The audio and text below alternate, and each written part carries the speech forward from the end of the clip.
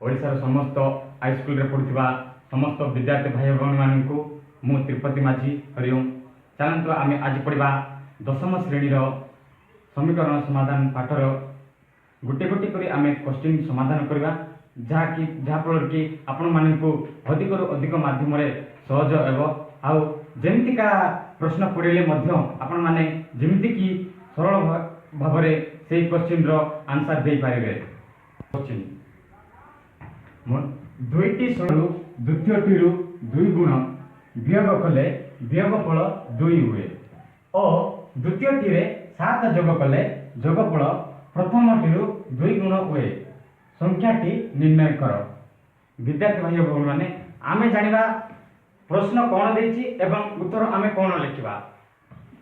प्रथमे आमे क्वेश्चन टाको बुझिबा पई चेष्टा करबा जहाँफल कि आमे करबा पई सहज हुए। देखंतु दुईटी संख्या मध्यरु 3 गुणरु द्वितीय 2 गुण वियोग कले वियोगफल 2 हुए और द्वितीय 7 जोग कले जोगफल प्रथम 2 गुण हुए। तबे संख्या की निर्णय कर बोल कहूची। मन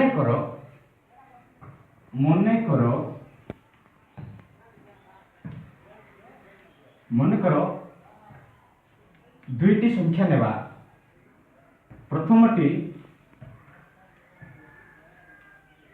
प्रथमटी होची x एवं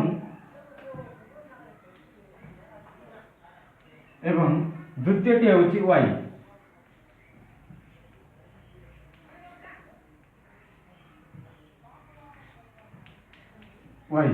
एबे आमे प्रश्न अनुसार करिवा।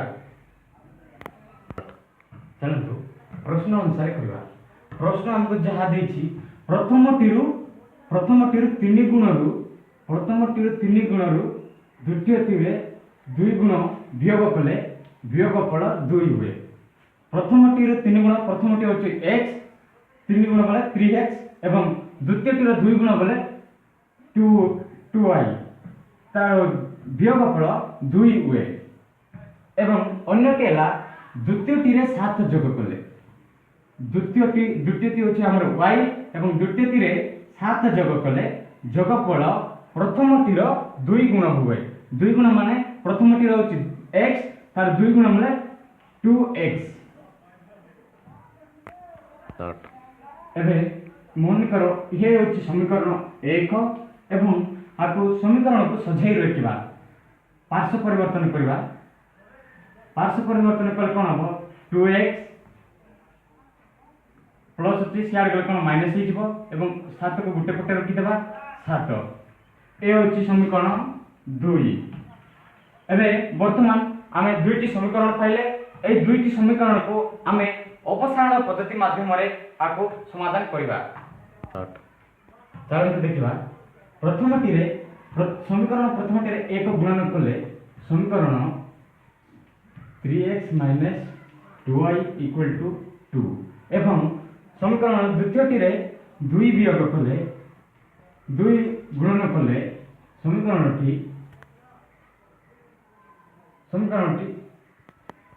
द्वितीयटी रे कोन 2 गुणन कले 4x - 2y = 14x। समीकरण दुईटी को वियोग करबा।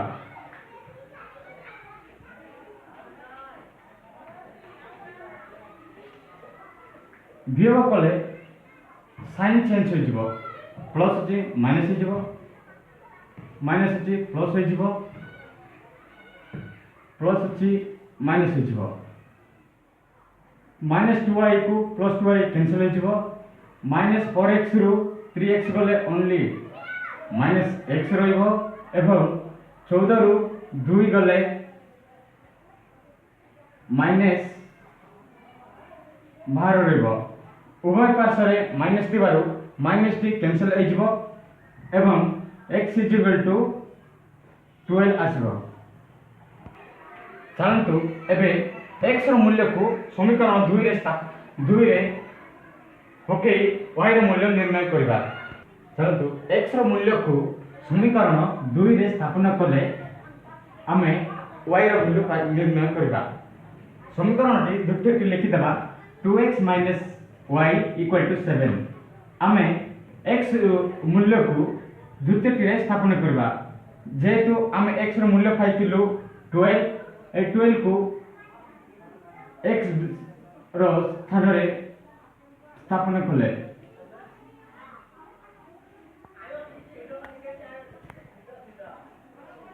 2 into x रो वैल्यू जेहेतु 12 आस्तिला 12 को गुणन करबा आउ जहा अछि से लिखि देबा 12 दुगुणे 24 24 माइनस y = 7। वर्तमान आमे पार्श्व परिवर्तन करबा 24 y को पार्श्व परिवर्तन करबा एवं 7 को पार्श्व परिवर्तन करबा y टी माइनस आकार अछि एवं ऊपर पार्श्व रे गले प्लस होइबा एवं 7 प्लस आकार अछि ऊपर पार्श्व रे -7 होइबो एवं y टी माइनस आकार अछि सिया गले प्लस होइबो एवं 24 रु वर्तमान 24 रु 7 को वियोग करबा वियोग कले वियोगफल 17 y equal to